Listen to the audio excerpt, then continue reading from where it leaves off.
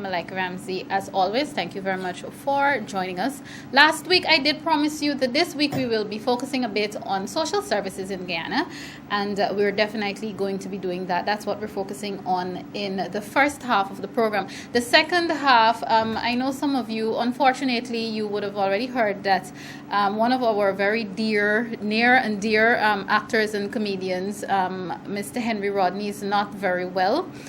So what is happening this weekend, there's going to be a fashion show to raise funds for not only him, but another person in the field of the arts, just to raise funds for medical assistance for those two persons. So coming up in the second half of the program, I'll have one of the facilitators for that event coming up on Sunday here to talk to you about not only the event, but about his work in general. Of course, I know some of you are familiar with Mr. Richard Young, so he'll be on the second half of today's program.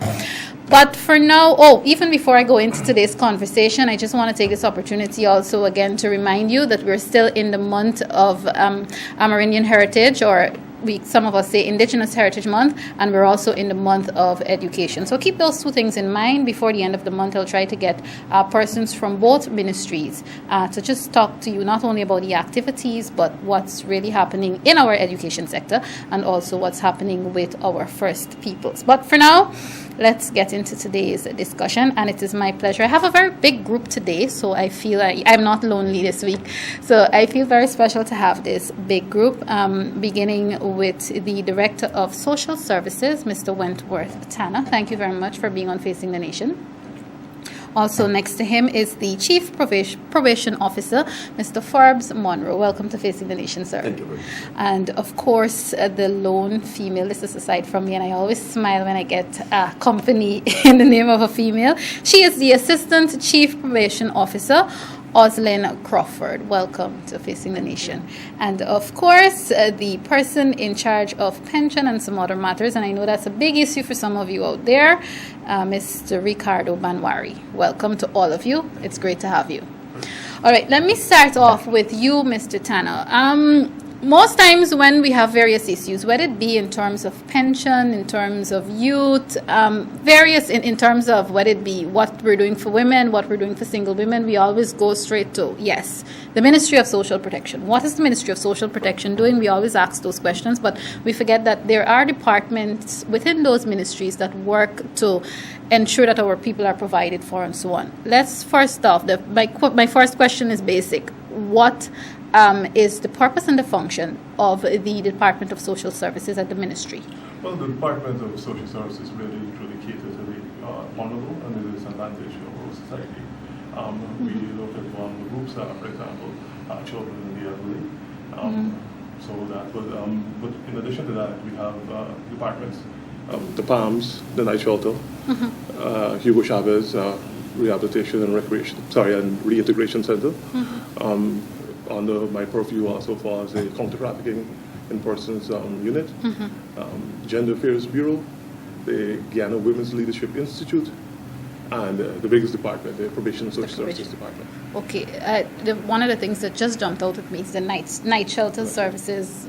We always say that, that is somehow lacking. What is happening with the night shelter at this point in terms of operations and upgrading and so on? I think the issue with the night shelter is basically the perception. Many persons are under they have the idea that the night shelter is to cater for all persons who are homeless. The ministry does not have the capacity to deal with persons who have mental disabilities or mental issues. So those persons are catered for by the Ministry of Health. We only cater for those persons who are homeless and are functional, so to speak. If you have a mental disability or a mental illness, the Ministry of Health has a responsibility for taking care of those persons. Okay, is there a time that people are given in terms of how long they can stay? Well, there is a time frame. Okay. We look at 6 months, but there's a review and an evaluation as you go along. The idea is to work with the folks who are there to put them in a position that they're self-sufficient again and they're independent enough to move on and contribute positively to society. So Okay. the idea is it's more of a transitional arrangement more than a permanent one. Okay, all right. Lady and gentleman, the other two gentlemen, feel free to, because this is basically an open discussion, so feel free. But to move to you, Mr. Monroe, let's talk. What's happening with probation services and how does it work? Because again, we only tap into these areas or these departments when something happens and we need to find the go-to quickly. Let's just for information. The Probation and Social Services Department. It is so called when in 2005 there was a merger. It was first Probation and Family Welfare, and now it is merged with the Social Security section, and so it became Probation and Social Services. I'm saying that simply because I want to just highlight the fact that hasn't lost the component that says family welfare. Okay. And which is very key component as it relates to social services in our country. So we don't want to lose that family welfare aspect. So it has a lot to do with that. And family welfare in terms of, in cases where we have the indigent, in cases where, like Director was saying just now, those who might be vulnerable, what we seek to do is to empower families to actually deal with those cases so that persons wouldn't necessarily fall by the wayside because of their vulnerability in one way or the other. And then we look at the probation department. Probation meaning exactly what it is, that as it relates to the court, because a person charged and placed before the court can either be placed have a custodial sentence, or they can be placed on probation, which is actually a sentence in itself, but rather than being in custody, you're being out in the normal society, but you are being treated, and I'm saying treated in order to say that, well, you've been empowered towards change in behavior modification, that is, you're being empowered towards rehabilitation, reintegration in the normal flow of things within society.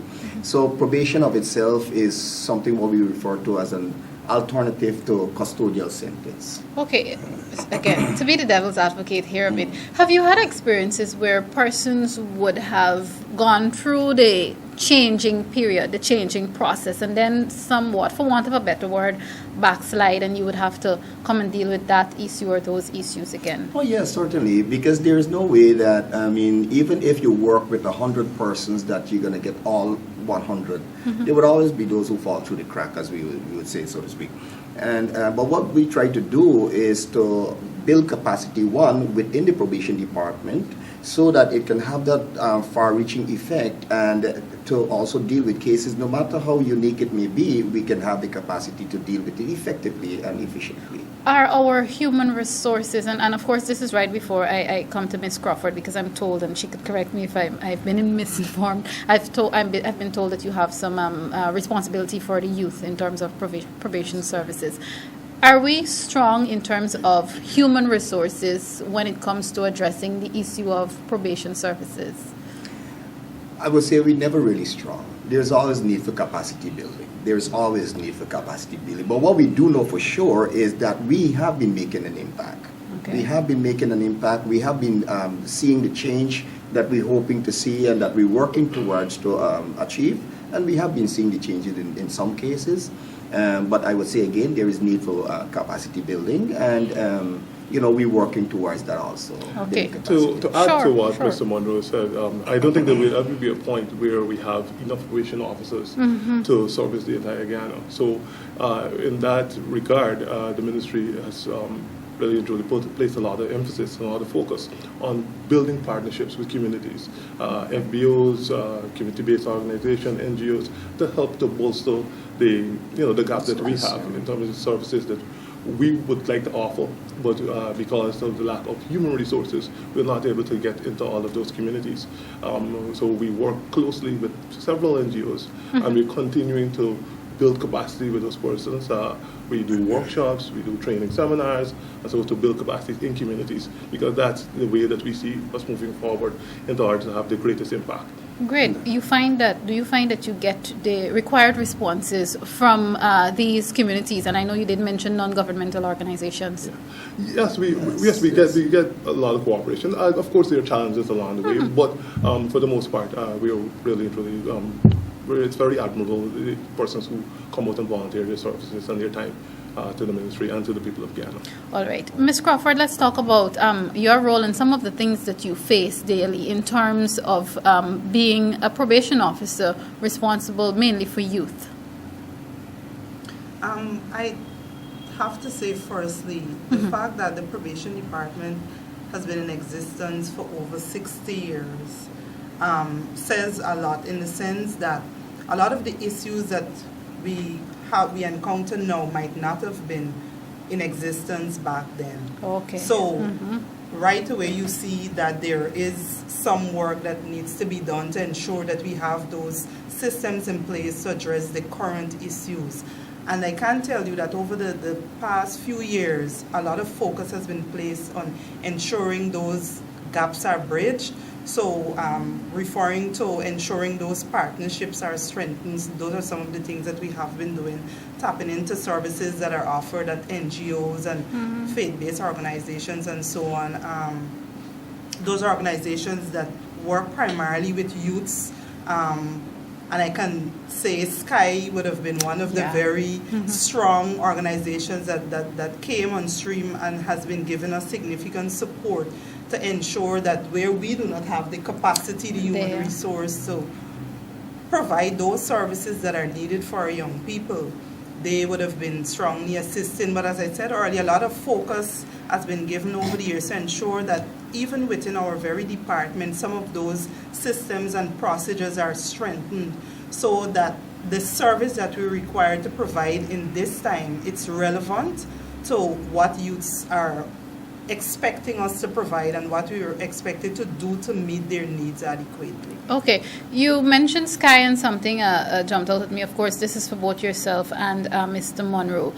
We know last year, and I think it was the beginning of this year, His Excellency, the President of Guyana, would have pardoned prisoners. Is your department anyway involved in their rehabilitation process? Oh, yes. Some of those persons came to our department, and we have been working with them, and we continue to work with them until now because it's absolutely necessary. Persons would have been affected in one way or the other, and even though they would have been pardoned, it's necessary that we continue to work with them. So the ministry has been working with them.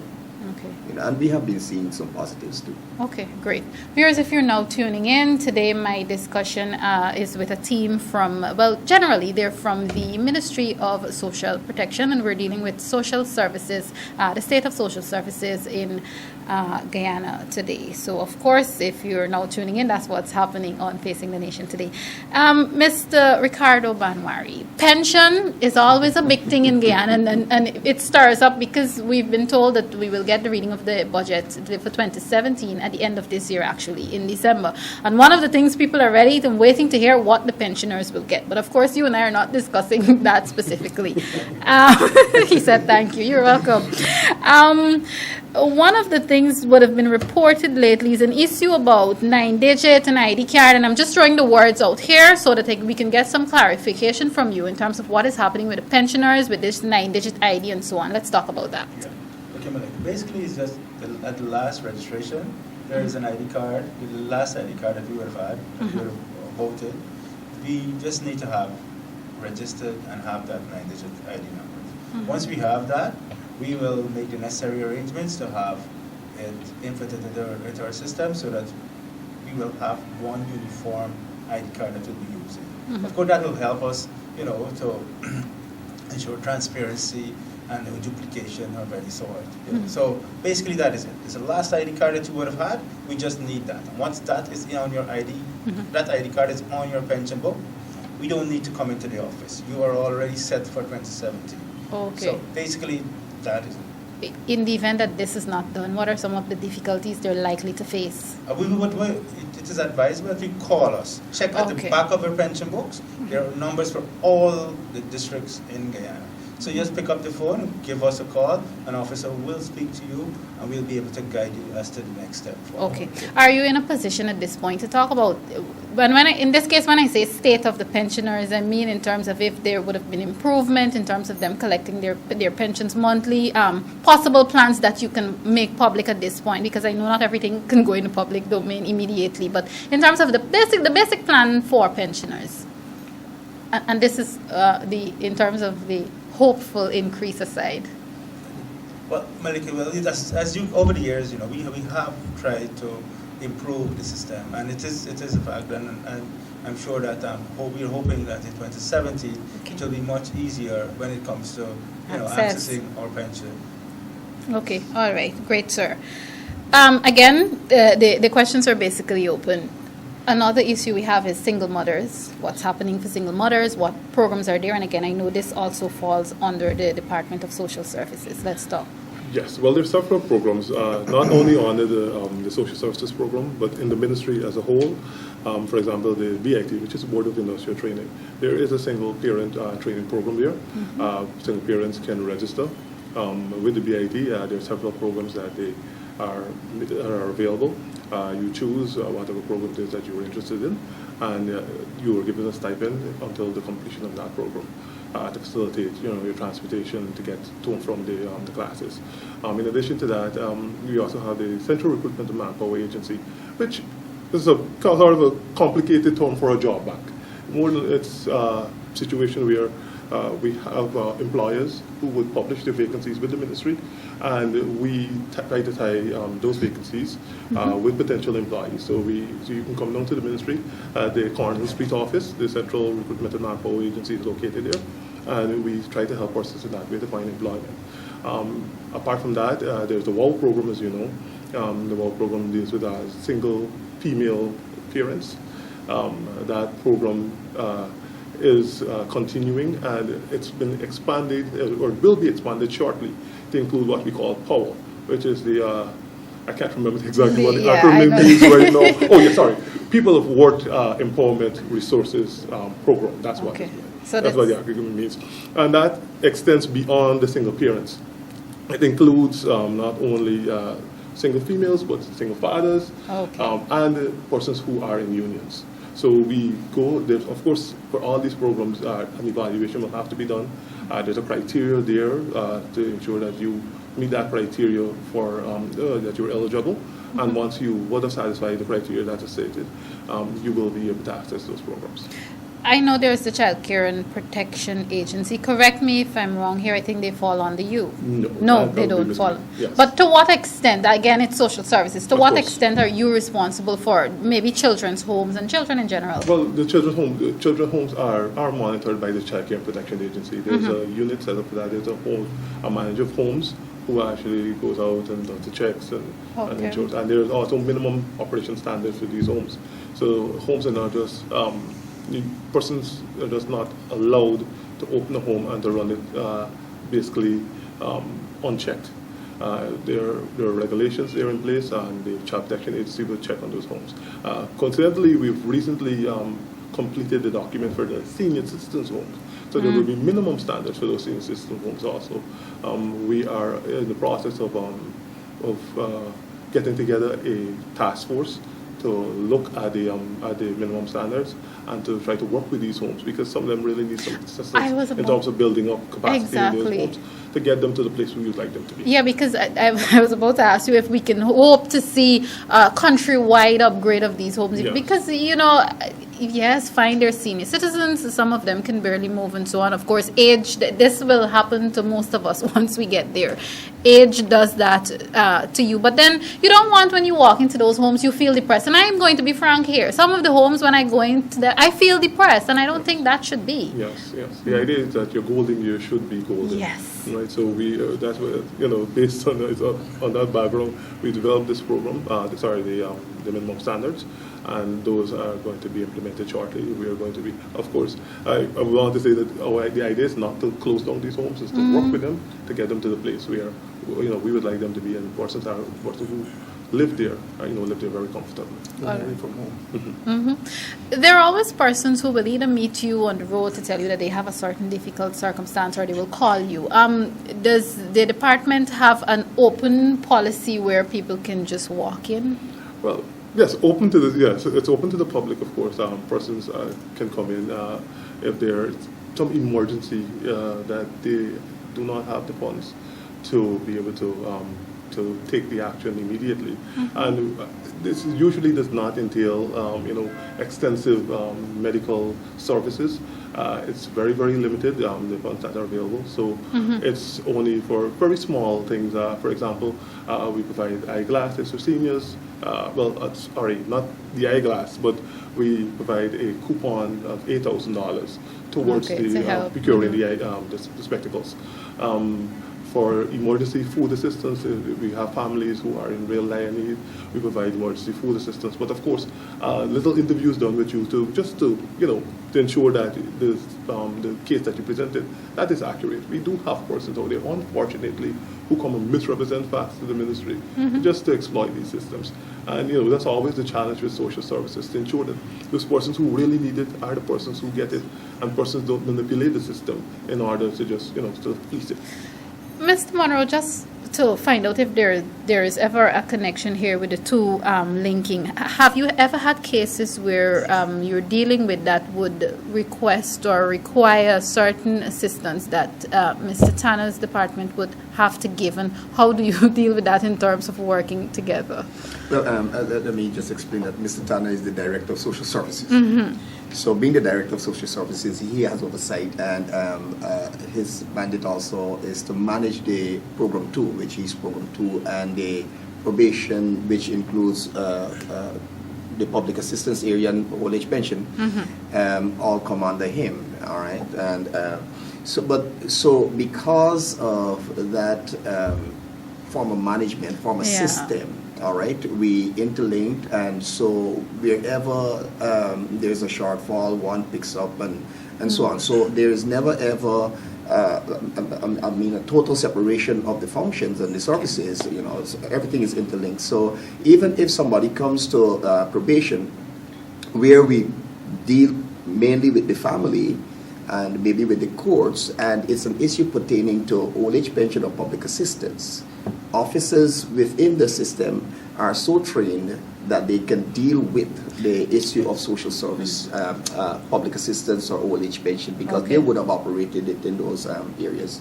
So the services are very much interlinked, and nobody has to go running all over the place and so on. Great, because that's one of the things people always generally complain about, having to have their time wasted, that they've been sent to one person, and then I'm not necessarily talking about your department or your ministry at this point. It do happen, because sometimes a person in the quest for service, they just know, well, this is the Ministry of Social Protection, and I'm going there because I have issues. And so they go there, and sometimes they might end up at Lamaha Street, where what we do there is more counseling and court issues. And they should have been at Cornhill Street. But then they don't know that. Right, they don't really know. So it is our responsibility to ensure that they receive the service that they seek after. Now, we don't want to say to them, well, you have to leave here and go to Cornhill Street. I mean, that would not be right. That would not be proper. Very unprofessional. So what we would do is to deal with the issue right there and then, and where necessary, refer them maybe at another point or time when it's convenient to them to go and access the required service. Then an initial process would have already started. Okay, for people who just missed what you said, in terms of the branches, the locations, just let people know what and where is responsible for what. Okay, all right. In Georgetown, we have the probation department head office at Lamaha and East Street. That's 357, I think, Lamaha and East Street, right next to Georgetown Hospital. So down there, we deal with, at that location, we deal with the family counseling, we deal with the courts, issue pertaining to the courts. And then at Water and Cornhill Street, right next to the fire station, we deal with the old age pension and the public assistance. So persons who are seeking services as it relates to old age pension and public assistance, they can go to Lamaha and, they can go to Water and Cornhill Street. But if they're seeking issues as it pertains to the court or it pertains to family and counseling and so on, they can go to Lamaha and East Street. Great. Okay, viewers, so there you have it. You don't need to be confused after this. Mr. Banwari, I know you're also in charge of, to some extent, public assistance. Let's talk about the criteria and what's happening with public assistance. Okay, Michael. Basically, public assistance is one of the safety net programs offered by the Social Services Department, and we have a board, a local board of guardians set up in the regions, and in Georgetown we have the Poor Law Commission. So, as you know, that was Minnesota installed all the boards in the country. So they're active, and they're the person that would meet on a monthly basis and on statutory dates to process cases. Our clientele will come in, there is an interview done, and there is an investigation that is being done, just to confirm what is being given to the officer, the report. So we are basically reporting the facts to the commission, Poor Law Commission, or the local board of guardians. And based on the means, it's means tested, based on what is presented at the local board of guardians or the Poor Law Commission, the application is assessed. Each application is being looked at, and based on the evaluation done by the local board of guardians or the Poor Law Commission, then it's going to get Okay. And I would just like to say Sure. right there that it is not the officer who decides who gets and who benefits. It's not the officer, it is the board, because the perception is that it is the officer who yes, and decides. the officer's So attacked. sometimes, right, sometimes person says the officer has taken away my public assistance or my pension, whatever the case might be. Right. It is not the officer who decides that, it is the board. Yes, and a few things to also clarify with respect to public assistance. Yes. Public assistance is persons are of the opinion that once you have a disability, that you are entitled to public assistance. It is means tested. Basically, what that means is that if you can afford to take care of yourself, you will not receive public assistance. So you may make representation to the ministry that you are seeking the assistance. But when we go and we do the investigation, You're not. yes, we see that where we have persons who own minibuses, who own tractors, who have farms, even gas stations and supermarkets and things like that. Person would apply for the public assistance, and those persons would not be eligible. So it doesn't come as it's not a prerequisite that provided that you have a disability, that you automatically are eligible for public assistance. All right, so link that now to permanent disability. Okay, well, the persons who have permanent disabilities have to be to such an extent where you are unable to work and provide for yourself. So if there are persons who have cerebral palsy, very debilitating illnesses that put them in a position that they cannot look after themselves, and the home situation is such that persons there are not able to provide that kind of support for them. So those persons are automatically put on the permanent disabled list. For the other two categories, which is the medical and the economical, those are reviewed every 6 months, because the ministry is not in the business of creating dependency on the system. We are there to help you to get to that next level, to help you to get out of what situation is causing you not to be able to look after yourself and your dependents. So what we do is to work with you. There's a plan set out to work with you, whether it's to provide some training, try to help you find employment and things like that, to help you to get to that other place where that other next level, so that you are able to take care of yourself. So the evaluation is done every 6 months, and based on that evaluation, a decision is made as to whether it's going to be continued or it's going to be discontinued. Okay, great. Viewers, I have to almost prepare to begin to wrap up today's discussion, but before that, just a few other things. But Mr. Banwari, go ahead. And that is where our social service officers come in, Malika, in that we would network with the other agencies and departments within the ministry, because there are other safety net programs within the ministry that we work with the client during that process. Okay. So, for example, we provided assistance, and at this time, we should be able to work with the Central Recruitment and Manpower Agency to get a job based on the qualification or the skill that that person has. Or if that person has a skill and they come in for public assistance, it doesn't necessarily mean they are good at baking, but the oven is not working. Yes. We could work through the difficult circumstances unit, and we could help that person to achieve their dependency rather than depending on the public assistance. So basically, those are some of the work that social services officers do. Perfect. I'm made to understand, Mrs. Tanner, that there is a unit called the Difficult Circumstances Unit. Quickly before we wrap up, can you talk about that a bit? Oh, well, I think I spoke about okay, it a little bit that is earlier. the same department that people can just walk in. Exactly. Okay, That's all it. right. Forgive me on that. Ladies and gentlemen, it was really a pleasure having you on Facing the Nation today. I'd just like to give, and especially the very quiet Miss Crawford, an opportunity just to remind the public what you're all about, and that really and truly the Department of Social Services does exist. Go ahead, Ms. Danish. I said the ministry is in the business of, and I'm saying business, of ensuring systems are in place for the most vulnerable in society. And everything that we do at the ministry, whether it's providing social assistance, old age pension, providing support to youths that are vulnerable, to single mothers, to persons who are homeless, victims of or survivors of domestic violence, everything that we do, they're all in relation to providing that, ensuring that those systems are in place to provide systems for persons to enjoy a better quality of life and to live a life that is functional. Mm-hmm. So I encourage persons to access the services. We have offices across Guyana, in almost all of our regions. All of our regions. Now we have offices in all of our regions. In the interest of time, I cannot give you the numbers for all of those offices, but if you're in the outlying regions, you can call us on 225-6212, 225-6202, 227-0129, and we'll be able to give you numbers for those locations in your district.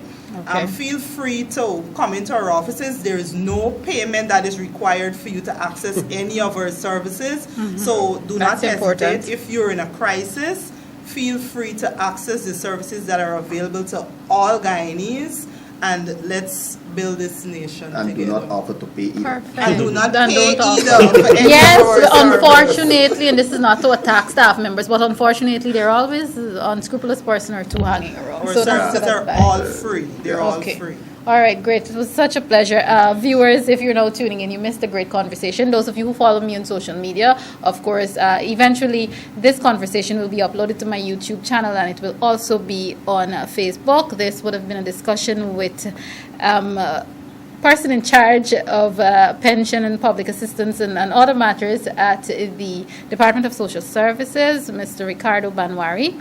Also, the Assistant Chief Probation Officer, Ms. Audlin Crawford, the Chief Probation Officer, Mr. Forbes Monroe, and the Director of Social Services, Mr. Wentworth Tanner. Of course, this has been a conversation with them, and it was about the state of social services. I trust that we would have been able, for now, to give you enough information on the Social Services Department. This is Facing the Nation. Of course, we don't see Richard Young as yet, but I will return after this very quick break. Stay tuned.